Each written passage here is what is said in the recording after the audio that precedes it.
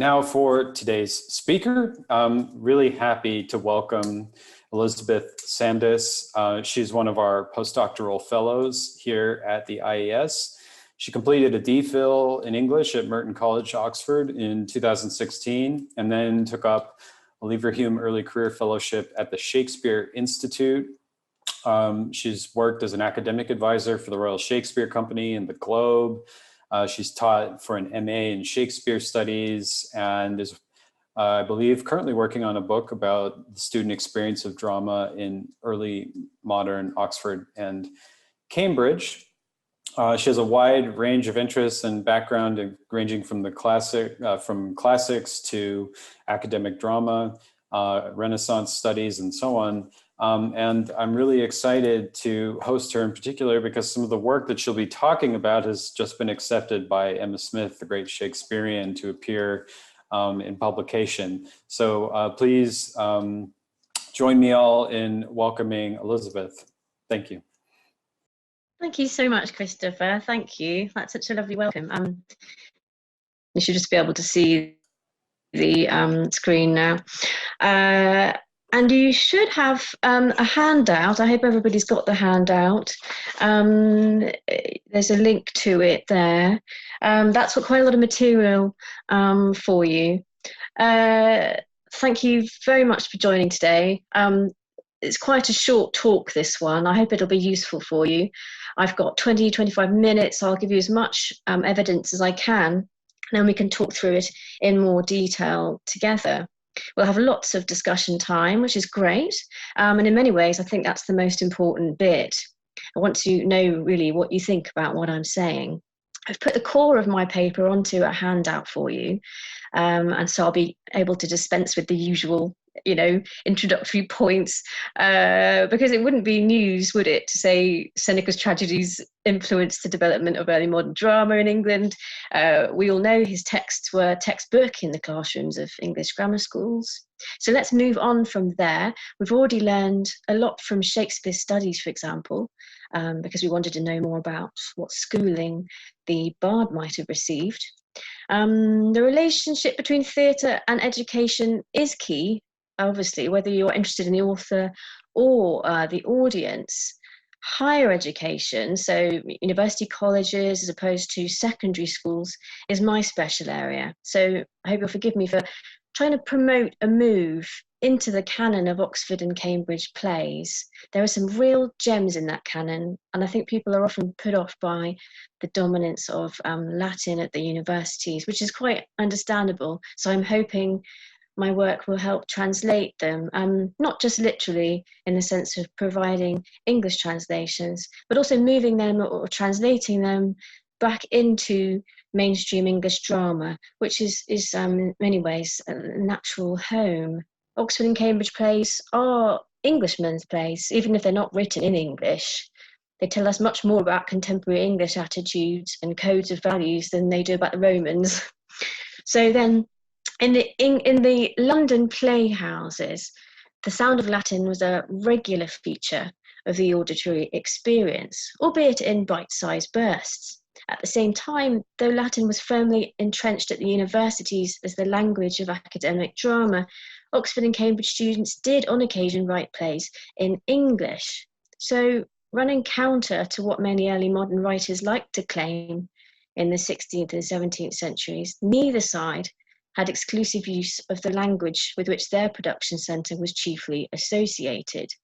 Professional dramatists did not stick to English, and amateur dramatists at the universities did not stick to Latin.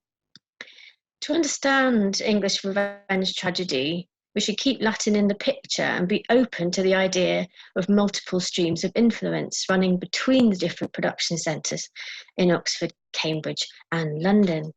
So to this end, I'm going to present a new way of viewing English revenge tragedy, and one that I hope allows us to embrace the corpus in all of its variety. I'm going to show how the world of early modern drama is built on a certain shared culture, and that we could say there exists a kind of common language that transcends the choice of Latin or English. This is a sort of Thyestian language, and I'm going to show what I mean by that.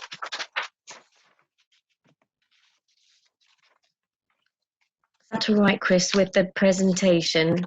Move to the next slide. Is that, you can see that? We see the Seneca quote. Yeah. Yeah. That's great. Okay, super. But you're not seeing me on video, are you? That's right. Yeah. Great. Just want you to be able to see the text. Don't want you to be able to see me, really. Text much more interesting. So Seneca's Thyestes, it's not just a play, but it's a challenge, and one which particularly resonated with the communities of academic writers in early modern England. Having grown up on a diet of Seneca's works at school, students who went on to university found themselves in a highly competitive environment, tasked with demonstrating their rhetorical abilities to their tutors and to their peers. These literary brothers, as it were, in the academic communities of the Oxford and Cambridge colleges, saw plays as a competitive enterprise, knowing that their work would be judged by fellow scholars in the same way other intellectual exercises would be judged. High quality Latin composition was something each student was required to master, and the ability to give an impressive rhetorical performance was crucial to any debate or disputation.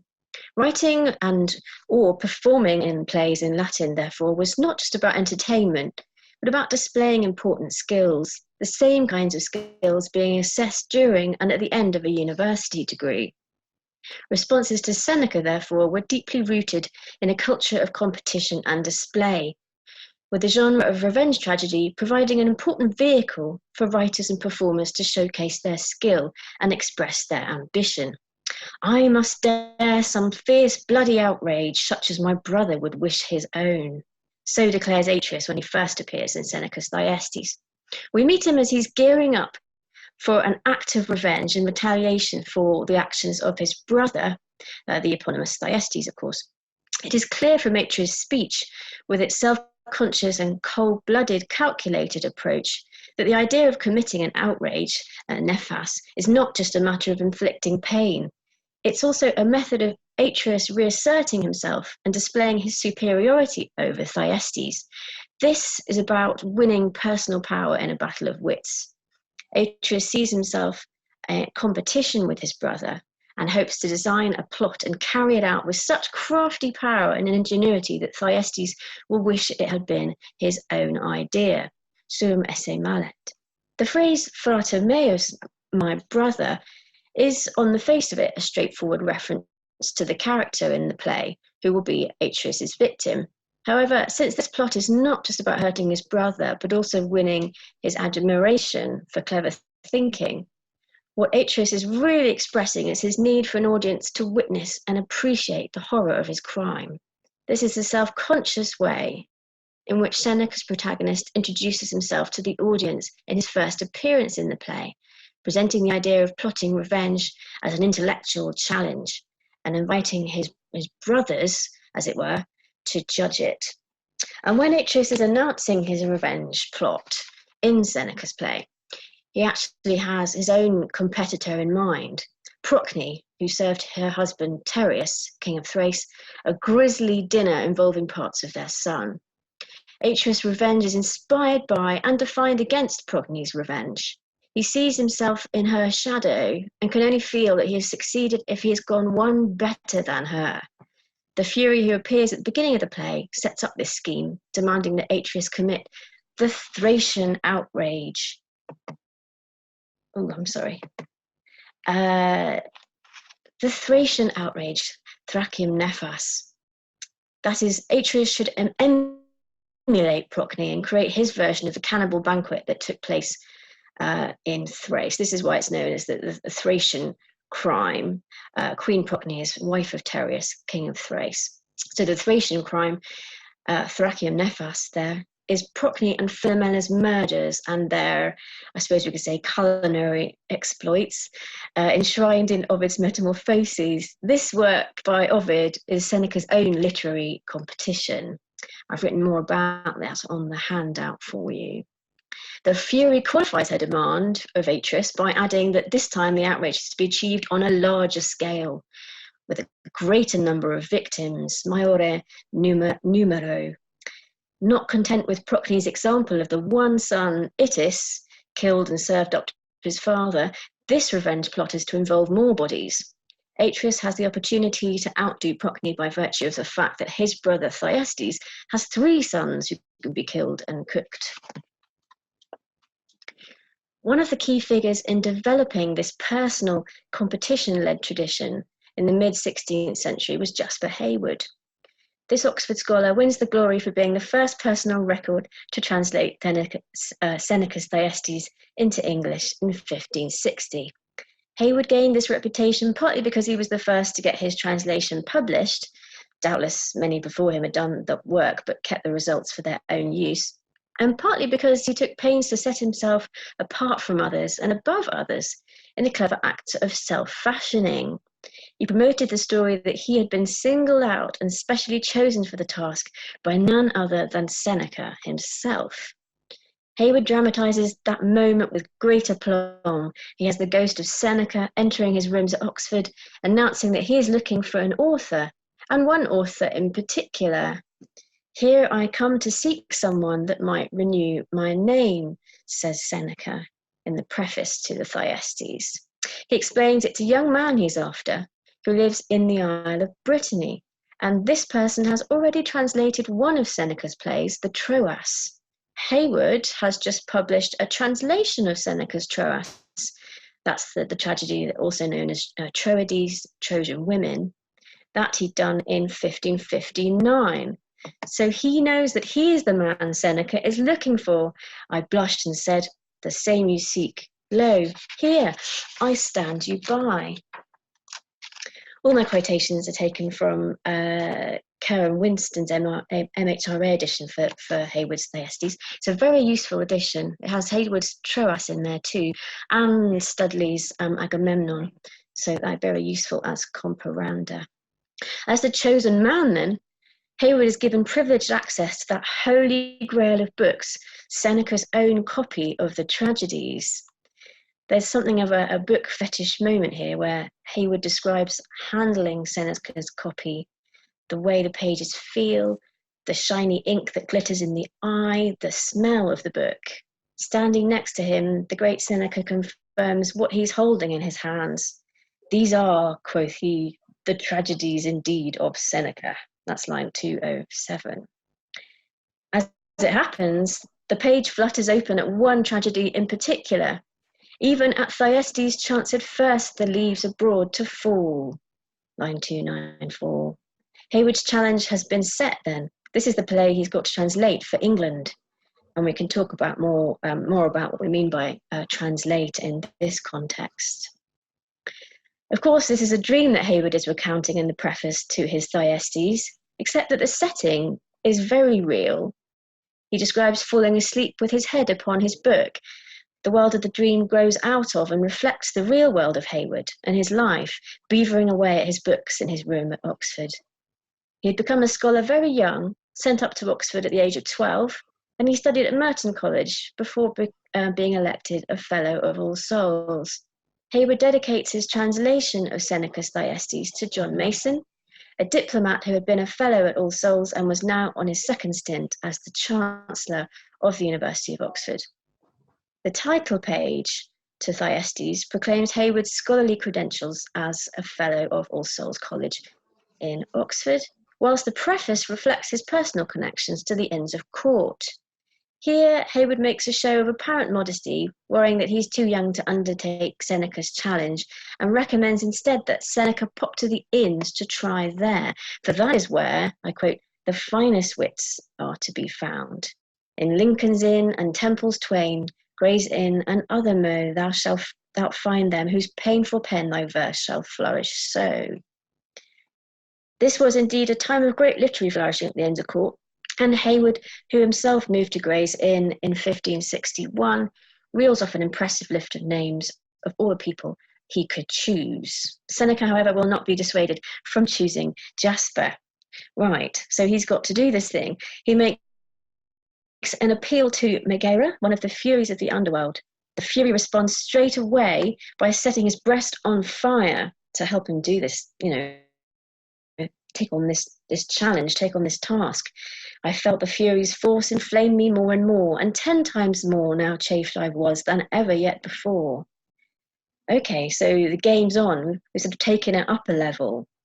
He begins the task of turning Seneca's Latin into Hayward's English. At this point, you can refer to your handout for more detailed analysis. This is a short talk, so I'm going to give you quite a bit that you can take away on the handout. Hayward's Thyestes is not just a translation of a play.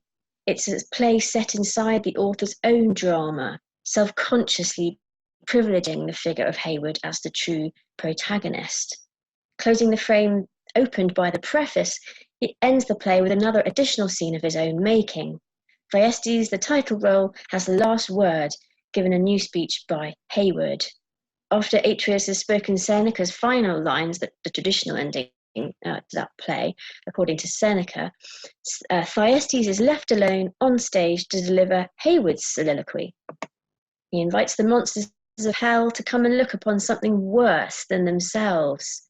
Come see a meetest match for thee, a more than monstrous womb, the womb being his stomach, now full of his son's flesh. Thyestes declares that however bad his ancestors have been, he has been worse. Your guilt be small in sight of mine. I've recently written about the Spanish tragedy and Titus Andronicus and how they pick up on Hayward's challenge. That will be coming out in Shakespeare's survey soon, but it contains a study of university revenge tragedy such as Gwyn's Nero and the Philomela at Oxford, that's an anonymous play, together with more familiar plays from the canon such as Master's Antonio's Revenge, Ben Jonson's Sejanus, and The Revenger's Tragedy by Thomas Middleton. And some of that material I've put in the handout for you today. Marston's protagonist, the eponymous Antonio, goes one further than Kyd's Hieronymo in performing not just a sprinkling, a sort of minor sprinkling of Seneca fragments, but a full-blown rhetorical deluge. He proclaims 8 lines lightly reworked from the opening scene to Thyestes, that's lines 13 to 15, 75 to 79, and 80 to 81. I'm using the Oxford, the OCT edition of Seneca's works here, edited by Otto Zwerlein. In Seneca's play, these lines are spoken by the ghost of Tantalus in dialogue with an unnamed fury. In Marston's hands, they become a tool for self-advertisement as he proclaims that it is his arch-revenger whose name shall be remembered. The voice of Tantalus becomes the voice of Antonio. Each member of the audience listening to the speech unfold would bring their own level of interest and experience to bear. For some, Antonio's Latin tour de force would be generally dramatic and atmospheric, but perhaps no more. For others, the Latin sound bites might be identifiable as Seneca, but pointedly reworked to signal Marston's dramatic ambitions. So it depends on your interest and experience that you bring to the theatre, doesn't it, as to what you then take out of it, what you're interested in. Middleton adopts and twists Latin tags in the manner of Marston or Kyd, but more specifically, he alters a quotation so that we see him entering dialogue with Seneca and Gwyn, the author of the Nero that I've put in the handout, speaking their language, so speaking Latin. In Act 1, Scene 4 of The Revenger's Tragedy, Milton constructs a scene of competitive mourning, a sad scene with a comical edge, between the Lord Antonio, who's just lost his wife, and Hippolito, who wants Antonio to know that he is suffering too. My lord, since you invite us to your sorrows, let's truly taste them, that with equal comfort as to ourselves we may relieve your wrong. We have grief too, that yet walks without tongue. Curae leves loquuntur maiores stupend. This Latin expression, which we may translate as something like trifling worries are spoken about, greater ones are dumb, quotes line 607 from Seneca's Phaedra, with one important change. Whereas Seneca writes in gentes, huge, Middleton writes maiores, bigger. I have checked for manuscript variants in the transmission of Seneca, and in gentes appears there consistently. And this is a line, by the way, regularly quoted by early modern writers as a maxim, so easily checked by Middleton if he had wished to quote the Latin correctly. I suggest then this is not a casual error, and that Middleton has deliberately chosen to replace the positive adjective ingens, huge, with a comparative adjective, maius, greater, bigger. Like Gwyn, he has lighted upon this programmatic term which makes such a bold statement in the Thyestes. Adria's desire to think up something better, maius hoc aliquid, is not just a character's but an author's desire to outdo his rivals. This scene in Middleton's play, Act 1, Scene 4, like so much of the rest of his wonderful play, is built around tragic irony and black humour. Middleton adds several touches that strike a note of deliberate implausibility and comic excess. His doubling of the prayer book motif, for example, ironises the wronged woman's show of virtue by making it seem disingenuously staged and over the top. The husband in mourning finds his wife clutching not just one prayer book, but two, with pages neatly arranged to display the fact that she had been focusing on virtuous maxims. Ippolito's response, therefore, matches this desire for great show of doing the right thing. He wants Antonio to know that his wife was so virtuous that her husband is one among many who are stricken with grief at her loss. What better way of expressing strong passions and emotions but to turn to Seneca and let the Latin soundbite do the talking? The quotation from Seneca's Phaedra elevates Ippolito's speech to new heights, but then Middleton goes one further than Seneca. He changes huge to bigger, asserting his play as a competitor in the game of one-upmanship. Writing the Revenger's tragedy not long after Gwyn's Nero came out in print, Middleton takes up the Thyestean challenge with alacrity, going further than any previous author of revenge tragedy in his use of startling meta-theatre and razor-sharp black humour. So, to conclude then, in this brief study, I've endeavoured to open up the body of English revenge tragedy, to show that English is not the same thing as English language, and that we need to rethink our understanding of the genre as a monolingual culture. Writers such as Shakespeare, Marston and Middleton were writing in a bilingual culture where Latin dominated many areas of life, including the education they received at school or university or both. If we keep in mind the university backgrounds and therefore networks and cultural attitudes of many early modern dramatists, and if we focus not on either Latin or English, but on the Thyestean language which is so influential in shaping revenge tragedy in the early modern period, we can hear the conversations which are taking place between authors in different production centres and across the professional-amateur divide. This Thyestean language, the challenge set by Seneca and by Hayward, is used by the dramatists to compete with one another and offers something of a level playing field. The cultural significance of the Thyestean challenge holds good whichever city a dramatist is writing for and whichever language he is writing in. Thank you.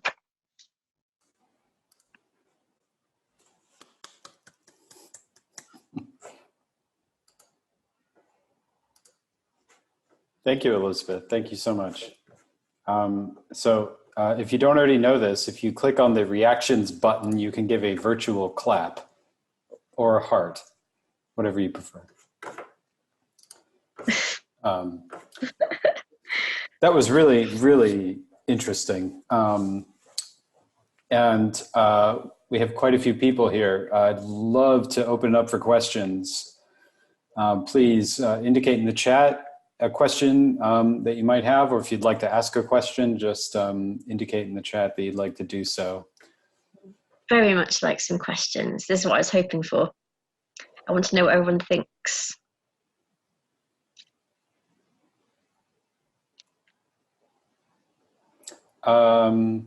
So we have a hand up from Ladanaish, don't worry. Yes. The name is difficult to pronounce, no Please, problem. go ahead. Okay, thank you very much for this wonderful talk. I was listening yesterday evening at a seminar session in Oxford to a talk that was about commonplacing dramatists in the early modern period. And I was wondering if you have something to say about how Seneca places in this culture of commonplacing, not just between dramatists, but as a result of this translation by Haywood, also in circuits beyond the mere stage of, say, drama. Super question. Thank you very much. Commonplacing is such an important part of this culture. So I'm really glad that you've brought it up, and that the seminar yesterday was extremely helpful. And I think commonplacing, it goes back to that relationship I mentioned at the beginning between theatre and education, doesn't it? And you're right, it's not just about playmaking, but about all kinds of genre that commonplacing feeds into. So Seneca and the way it was consumed in bite-sized chunks seems to be the sort of fabric of Senecan influence, that it's very much how people are encountering it, both in terms of their school experience, so they're gaining experience at school of learning to keep their favourite fragments and compile their own sort of best of. And just as they continue that at university, and we have some wonderful examples of commonplace books, don't we, of people keeping their own sort of favourite best bits, which they can then reuse. And then that feeds in so nicely into the culture of performance, where you're listening out as a member of the audience for those little sound bites, for those moments where choice chunks reappear, don't they? But in the soundscape rather than on the page. So that is such a nice question, such a nice suggestion, really. It's more than a question. It's a really helpful suggestion that we can see this. It's two halves of the same coin, isn't it? The auditory experience as a listener, and then the reading experience on the page. Thank you very much. Laura Cleaver, do you have a question? Yes, thank you for a wonderful talk. I enjoyed that very much. It made me think about multiple audiences and different audiences, and that we assume an audience that can move happily between English and Latin in a university context. But is it also fair to say that sometimes these Latin quotes are being chosen for their sort of resonance with English, that there is an overlap often, either that words sound like something in English that is different and potentially entertaining in that way, that there's sort of puns to be drawn out of it, or that there are things that can communicate without you necessarily knowing, having to recognize what every word means. Sorry, it's not a very well formulated idea, but it's about the extent to which we think about things as being English or Latin, but that there might be some fluid overlap there, particularly when you're thinking about performance and different kinds of audiences. Oh, absolutely. No, again, that's really such a brilliant suggestion, and I wholeheartedly agree. Every time I come across a little Latin excerpt or a soundbite, as I like to think of them, in a play that we think of as an English play, it just makes me wonder to what extent, I know we can't reconstruct the author's intention, that we don't know if he's appealing, if he's particularly interested in one section of his audience. Actually, I think it's much more realistic, as you say, to think of these sort of middle spaces where people take from plays what they want to, don't they? You can't control it as an author or as a producer or director or even as an actor. There's quite a mixed grey area where Latin and English, so much of English is drawing on Latin, and so and these Englishmen writing their Latin plays at university, and the Englishmen writing their English plays on the London stage drawing on Seneca and Latin, are all blurring the boundaries deliberately. Which is why I really like your point, because that helps me to think through those grey areas where multiple audiences and multiple experiences are being catered for, aren't they, in every performance? Otherwise, they wouldn't be able to get bums on seats in London and fill those playhouses. Mm.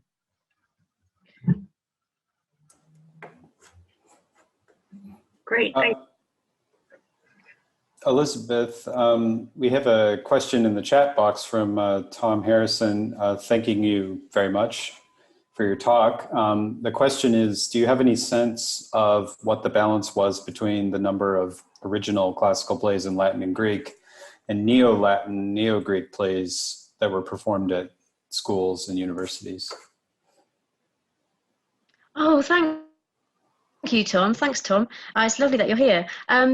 A balance between, now, this is a tricky question, partly because, as we were discussing at the St Andrews conference in June, what do we do with the fact that a lot of evidence for university plays comes from little mentions in account books where it'll say it's a play about Hippolytus or Phaedra, or it could be either an English play, as in English language, or it could, which is less likely but still possible, it could be a play in Latin, very much drawing on Seneca's Phaedra, Seneca's Hippolytus, in which case we would say it was Neo-Latin, or it could be a performance of Seneca's Phaedra. That's an example. There's several points at which, account books mention a play with the theme or the title character or an important character of the play, rather than saying exactly what the title was or whether it was in Latin or English. So it's very hard to give you an answer that I would feel confident in. Sorry. But I can tell you, for example, that there were a lot of occasions when Plautus plays, the original Plautus plays, not adaptations, were performed in Latin at Cambridge and at Oxford, and Greek plays too.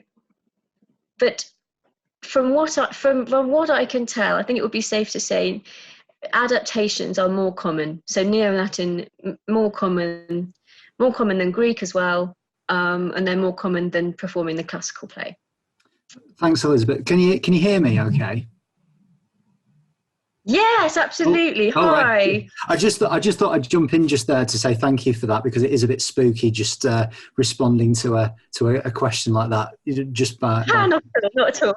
That's really great, because that's something that I've had difficulty with when working with records, because a great resource like the Archive for the Performance of Greek and Roman Drama has all these lists of performances, but even those lists are, it's very unclear whether it's as you say, a straight translation or a straight performance of the original play, or whether it's some sort of adaptation.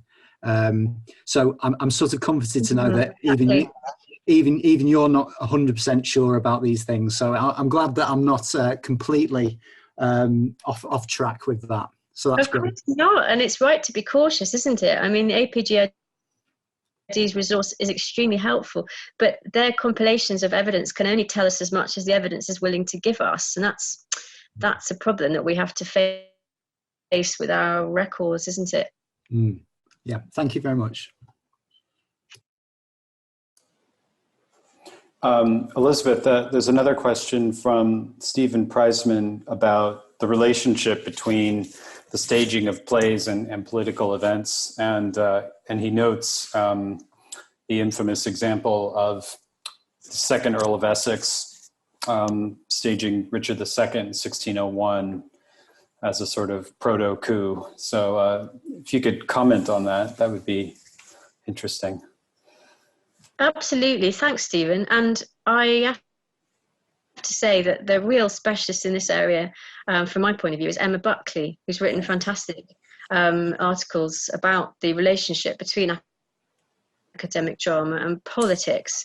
So I would very much recommend getting in touch with Emma and reading her articles. I think she would say, have a look at Gwyn's Nero. That's our real meaty example of a slightly edgy tragedy. I think it's fair to say that at university you have a bit more, a little bit more freedom, and I think it's probably fair to say that scholars at Oxford and Cambridge are able to touch on topics and explore things in the college halls in a way that cannot be done on the public stage. It's partly because they're writing in Latin, and you can use so many nuances and connections with classical models that way to kind of smooth over those tricky kind of those moments where you could then flatly deny any allusion to current events, and it's partly I think because this is a student drama. This is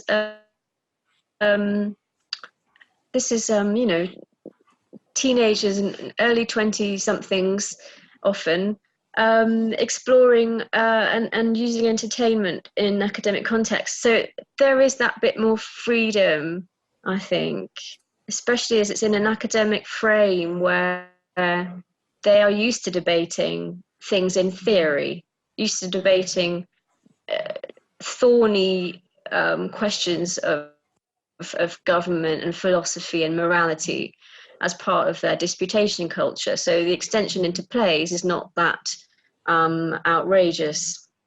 Does that make sense, Stephen? Yes, it does. Thank you very much for that. An example which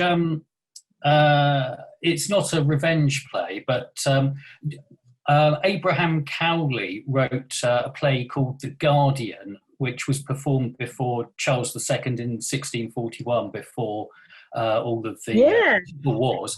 And immediately after the Restoration and Venner's rising against Charles II, he repurposed it in a new form as Cutter of Coleman Street. That's right. With very topical references. I was wondering if you do you know of any similar transfers from a university production to a if you like, a high-profile London production, which were clearly designed specifically to comment on recent events?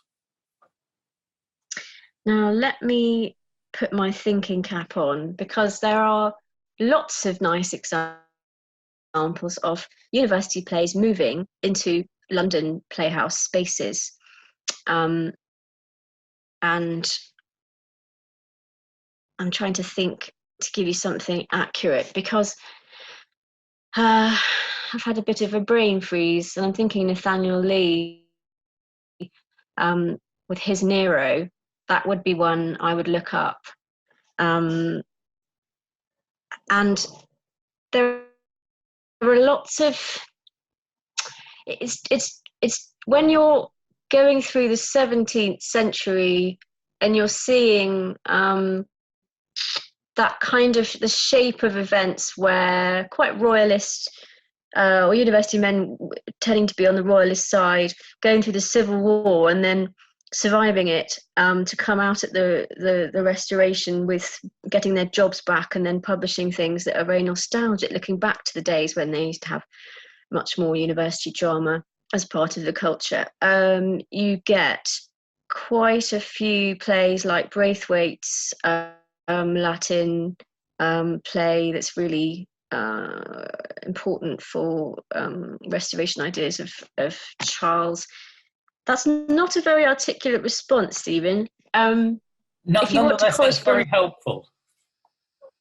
If you want to correspond on email, I could try and fish out some better, more concrete details.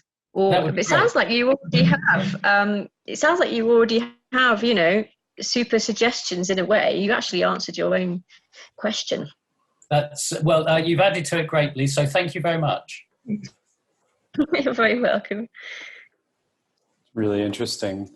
So I'm going to bundle a couple of questions into one about what we might call the anxiety of influence on the one hand and imitatio on the other, or how they overlap and commingle. It's about, the question is about the culture of competition. There seems to be a dialogue between Antonio's Revenge and Hamlet. So might there be a repudiation of Seneca in Hamlet? And do you see that functioning as imitation or competition?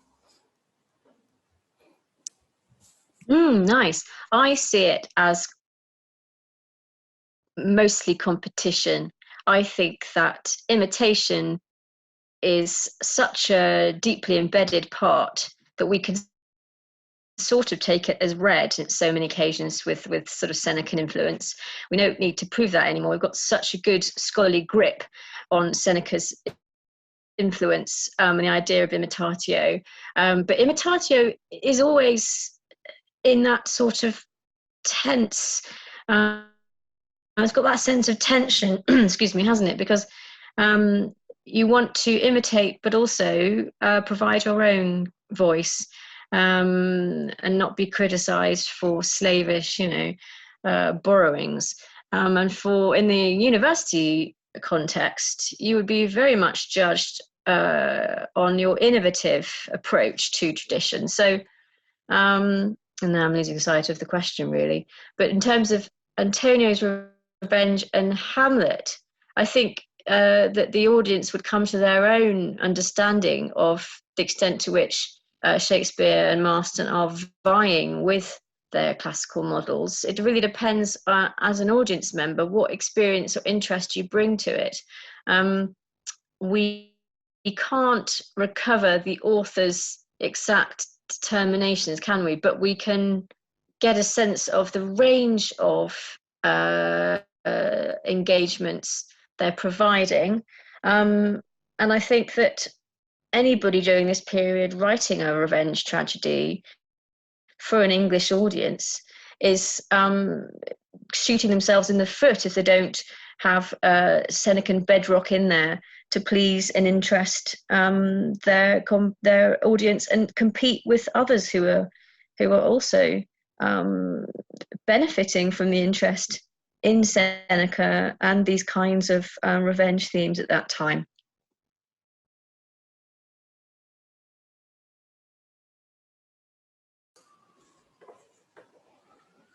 Apologies to Bailey Simcox. I believe you had your hand up for a while. Do you want to jump in, or shall I just read the question in the chat? You can just read the question. I was just following everyone else's example. Okay. So the next question from Bailey is about the multilingual nature of revenge tragedy. So what does this bring to bear, not just on references to classical plays, but also to classical philosophy, particularly in plays like Antonio's Revenge or Chapman's Bussy? The multilingual nature and classical philosophy. I don't really know is the answer to that very interesting question.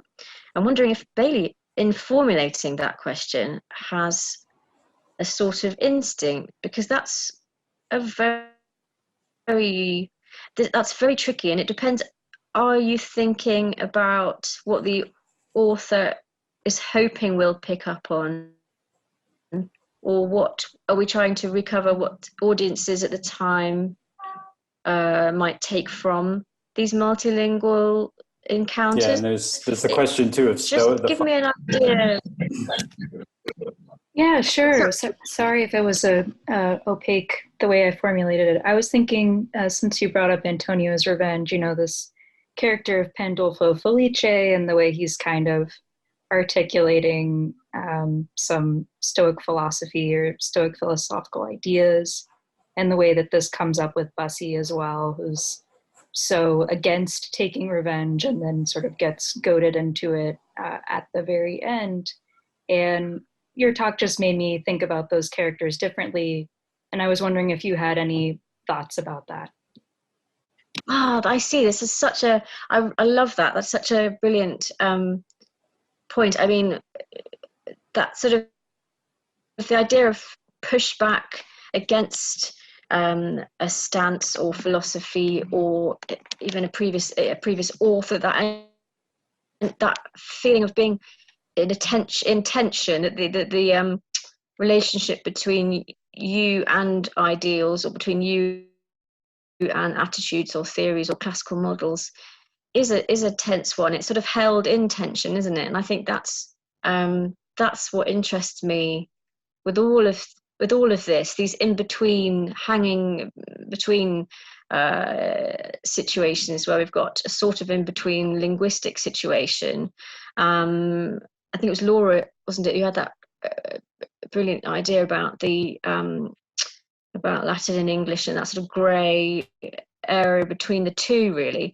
And I think it might be similar with philosophies, that plays aren't putting forward one view over the other, but they're exploring tensions. But that's something which I haven't really thought through yet. So I'm glad you brought it up, Bailey, because you can tell from my answers I don't know the answer to that, and that's what makes it a really great question. Thank you. That was great. Thank you.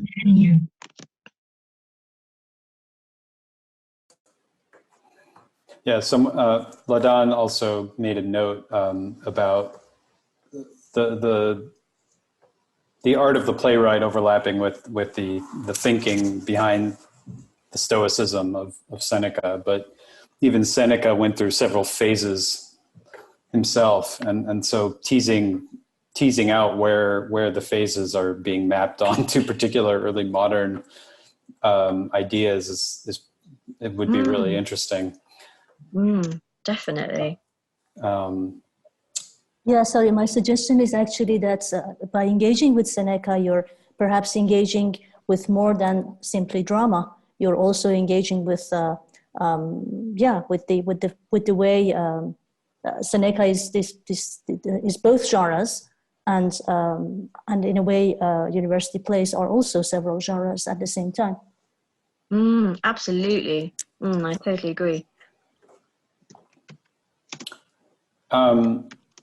You're getting a lot of praise in the chat, and there's one more question. From Romy Nuttall, who's working on the Gray's Inn drama, The Misfortunes of Arthur, which relies heavily on classical texts and starts with a vengeful ghost, Senecan style. And the question is if you would class that play as a revenge drama. Ooh, well, I think I probably would, wouldn't you? I'm not sure if we would. Hi, sorry, I didn't mean to interrupt, but thank you for reading my question. This is Romy. Thanks, Elizabeth. I guess my question was more that it sort of starts off as a revenge drama and kind of, I feel like it sort of ends like one, because the ghost who's got his revenge comes back at the end. But I often find it not very revenge tragedy, even in the kind of university and academic ins drama way, in the middle. So I just sort of wondered what you would think. Yeah, I mean, absolutely. Go with your instinct, because as you said, it doesn't need to follow. Wouldn't it be awfully boring if every revenge tragedy had such a predictable recipe that you couldn't muck about with it? Middleton is certainly great at keeping us guessing and doing things. I mean, and this is from quite a long time before. This is 87, isn't it? The Gray's Inn. Is it Thomas Hughes? Yeah, Thomas Hughes. It is. Yeah. I mean, I think you're right that it's a sort of revenge drama, and it's kind of a wonderful part of this puzzle, part of this competitive journey, rather. Puzzle isn't quite the right word, where Hayward is he sort of throws down the gauntlet, says, oh, well, Seneca, really, you should go and talk to the inns men. They're far more the kind of chaps that you're looking for. And Seneca says, oh, no, Jasper, don't worry, it's you. You're the man for me. But of course, at this time, as you pointed out, we've got lots of exciting drama, new drama, original drama at the inns before they start buying in lots of professional plays from the late 80s onwards. And that play you've mentioned is one of the examples of original drama, which gets superseded by buying in lots of, professional plays, Shakespeare and masks and things. So I like that we've ended on that question, because it brings us back to Hayward and that period of mid to late 16th century, where both Oxford, Cambridge and the inns are all producing their own original dramas and not staging professional paid for productions.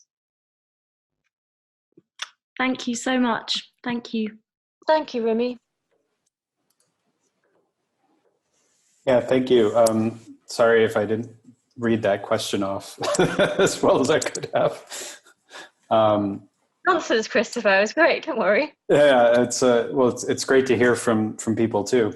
I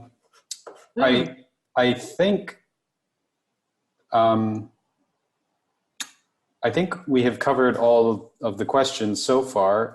Is there anybody else who'd like to jump in?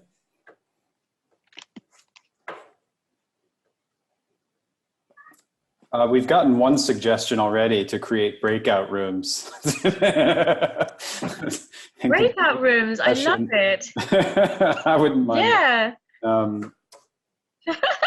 I'm just so glad that we've had such a great response. Thank you to everybody for sending in questions and coming to listen. I really appreciate it. Can I ask you for one more? Yeah, sure. From this is William St. Clair. And it's perhaps going a bit beyond the scope of the talk, if I may say so. But the Seneca itself is, of course, an adaptation of a lost Greek work. And the Greek work is, Seneca was thought to be rather tame.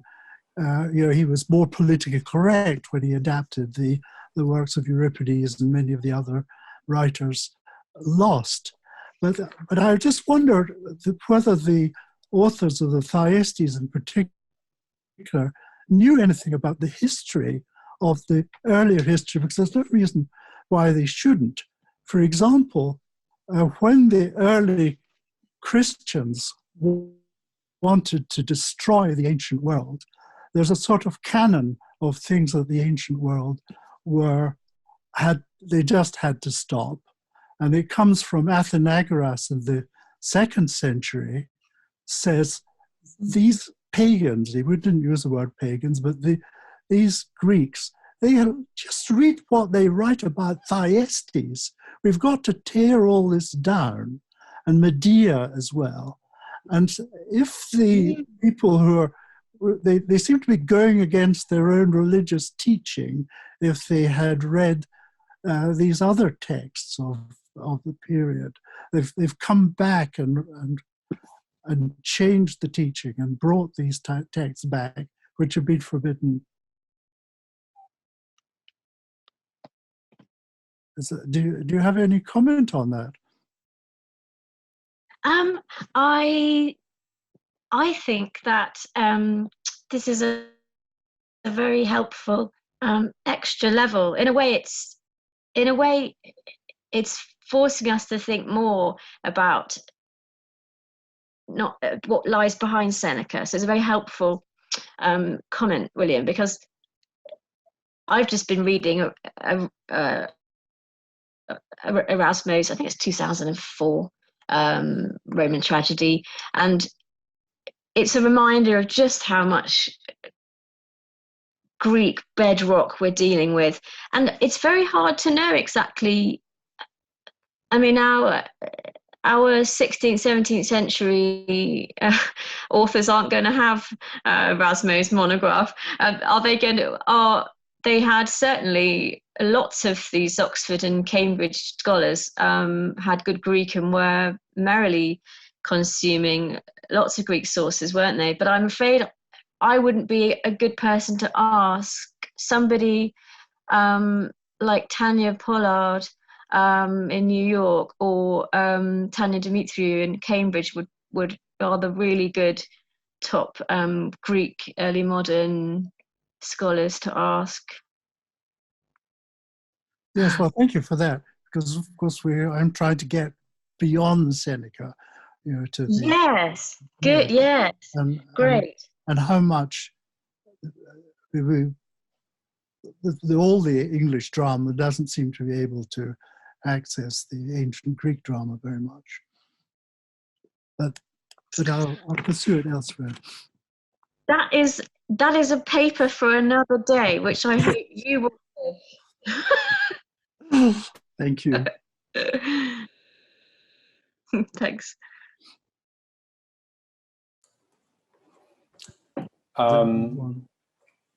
Any other questions?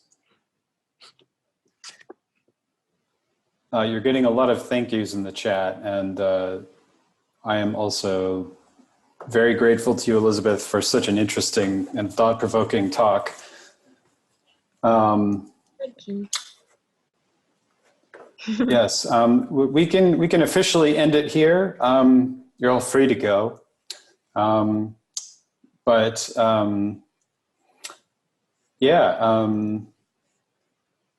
do have one question for you, Elizabeth, if you don't mind. Yeah, of course. Unofficially. Unofficially. No, I'm not an expert in this area, but I was really intrigued by the early examples of how they chose to translate certain words, particularly emotionally charged words. And I was thinking about, it's something I've been kind of interested in on a very broad level. And it's this distinction that E.R. Dodds laid out in the 50s about the difference between the shame culture and the guilt culture, the classic shame culture and the guilt culture in the Renaissance, and how the translation of those words in Latin in particular sometimes reflected that switch, as it were, from a shame culture to a guilt culture. So I was just wondering if you had any examples of that sort of thing in mind, or how a real difference between the individual's relation to their gods makes a difference in these translations. Ooh, I mean, like the word nemesis, for example, in the revenge tragedies, you're seeing Greek nemesis play out in a certain way, but the way that nemesis is represented in the Iliad is very different from the way it's represented in the Revenger's tragedy, right? So I'm thinking of those kinds of shifts. I'm thinking, I suppose I tend to come at these kinds of questions with a sort of dramaturgical, practical authors or actors' viewpoint, where you can't make people go a certain way with the moral impetus of a play, can you? You can't really. It's how far you can push these things, and what seems really clear from my studies so far, and these things are just the beginning, aren't they? I want to do a lot more. What's really clear so far is how personal this is, how the author is putting his persona right there at the edge of the audience's thinking. To hell with the morality of the person who's just about to commit these crimes. What they want is for their crimes to be bigger and better and worse than the previous one. And in a way, morality, schmorality, what's that got to do with it kind of attitude? It seems like that competitive spirit comes out, whatever the play, whether it's in Latin, English, whether it's a play for London audiences or Oxford or Cambridge. It's who can be the worst, who can be the best at being the worst. That's interesting.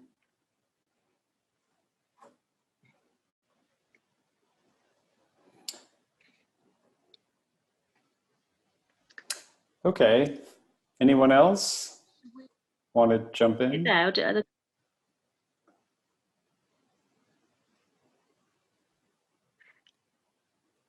I'm so sorry, Christopher. I might have to go. It's 10 past now. Yeah, you've been more than generous with your time, so we can wrap it up. Is that all right? Thank you to everyone, though. I'm really appreciative of all. I'm seeing all your nice comments. Thank you. Thank you for giving your time this lunchtime. Yeah, thank you. And we'll see you in a fortnight for the next talk, and keep your eye out for the next IES bulletin, and we'll provide the information for the next one. But thank you very much again, Elizabeth. That was very good.